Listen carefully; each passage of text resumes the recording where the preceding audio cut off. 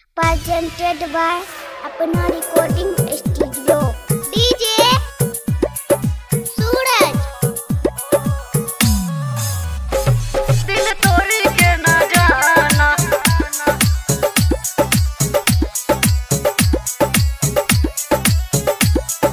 छोड़ी के ना जाना, दिल तोड़ी के ना जाना, छोड़ी के ना जाना, दिल तोड़ी के ना जाना, दिल तोड़ी के ना जाना, छोड़ी के ना जाना, दिल तोड़ी के ना जाना, छोड़ी के ना जाना, दिल तोड़ी के ना जाना। मरते हैं तुझ पे जानम, मरते हैं तुझ पे जानम, हमें ना भुलाना। छोड़ी के ना जाना, दिल तोड़ी के ना जाना, छोड़ी के ना जाना, दिल तोड़ी के ना जाना। दिल तोड़ी के ना जाना, छोड़ी के ना जाना,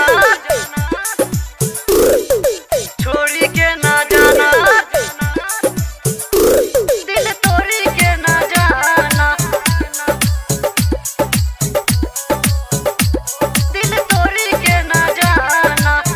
तू तो मेरी जान है, तू ही तो प्राण है, तेरे बिना जीना एक लाश के समान है। लाश के समान है,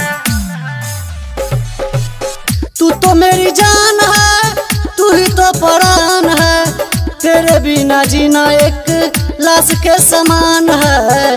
जुदाई न सह पाएंगे, जुदाई न सह पाएंगे, साथ निभाना। छोड़ी के ना जाना, दिल तोड़ी के ना जाना, छोड़ी के ना जाना, दिल तोड़ी के ना जाना। दिल तोड़ी के ना जाना, छोड़ी के ना जाना, छोड़ी के ना जाना, दिल तोड़ी के ना जाना, दिल तोड़ी के ना जाना।